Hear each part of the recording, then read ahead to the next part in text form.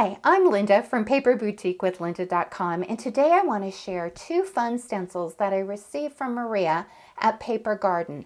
I fell in love with both of these stencils from Echo Park. Today I am using plastic stencils to do a dry emboss technique that you can use for card backgrounds. I used several different types of paper and I can't wait to show you the results. For these techniques I used the Family Floral stencil and the diagonal stencil. And both of these stencils are incredibly versatile and I love them. Let me show you some of the different types of cardstock I use to emboss. Now, I learned a couple of things when I was dry embossing the backgrounds. For example, I used my Anna Griffin mat, or I believe you can get this mat with the Cuttlebug. This is the mat that came with spell binders, and I'm going to hold them up together. It's quite a bit thinner, so you'll really want to use the thicker mat. Some techniques, I also used a card shim, and this is just a piece of craft paper, and I'll show you how I did the sandwiches in just a moment. But I want to show you the differences the paper shim makes.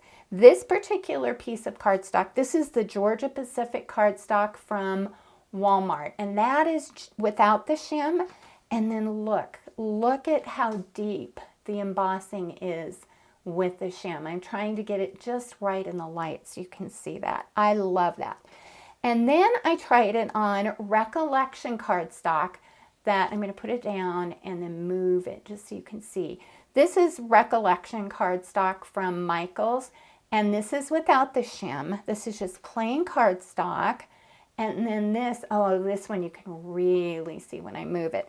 This one is with the paper shim. And I like the look of the embossing with the paper shim and wished I would have done that when I first made my cards. And you'll see why in just a moment. Next, I tried, and this one's hard to see, metallic paper. And this is a dark metallic paper. And I love the effect. For this, you do not need to use a shim. And let me show you how it looks on vellum. I'm going to lay it down, but it just does a great job. And this is about a medium weight vellum. Isn't that fun? And lastly, the paper that I love the most, and this was with a shim, by the way. And I don't know if I mentioned, but this one, because it's thicker paper, the metallic paper, I didn't use a shim. You could if you wanted to. And then this is my absolute favorite. I'm going to lay it down. I'm not sure if I'm able to show you the shine. This is, some people call this mirror paper and some people call it foiled paper. This is without a shim. And then this, look at that. Isn't that gorgeous? This is with a shim. I love the look of it. Let me show you the cardstock stack I use. This is the foiled cardstock stack from Die Cuts with a View. And as you can see there, it's really hard for the camera to pick up, but there's some beautiful, beautiful colors in this package. Now let me show you a couple of cards I made using this technique. And for this technique, I used the floral background and I did not use a shim. And I think in retrospect, I wish I would have. I like this embossing, but it could have been a little bit deeper. And for this card, I'm not sure you can see the stitching very well. It's not showing up too well, but I used the Creative Time dies. I love the stitch rectangle frames, and I also used the word dies a lot. This is a top folding card, and all I did is I used a tag that I had from my Anna Griffin stash and some flowers from my Anna Griffin stash as well. And then I die cut the thanks from this using this die 3 times. And then what I did is I went over it with this wonderful Nuvo glitter pen. And I'm not sure that you're seeing the shine. I'm going to try a little bit. That's a little hard to pick up. But I love the technique with the dry embossing. And on this one, I used the diagonal dry embossing. And once again, it's subtle, but I think next time I would use a shim. And I used a tag, and then I used some die cuts that I had from Anna Griffin.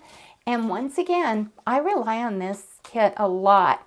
I used the Congrats. I die cut it 3 times, glued it together, and then of course used my Nuvo pen. Well, what I'm going to do now is pause and then get back together and show you how to do it using your Big Kick.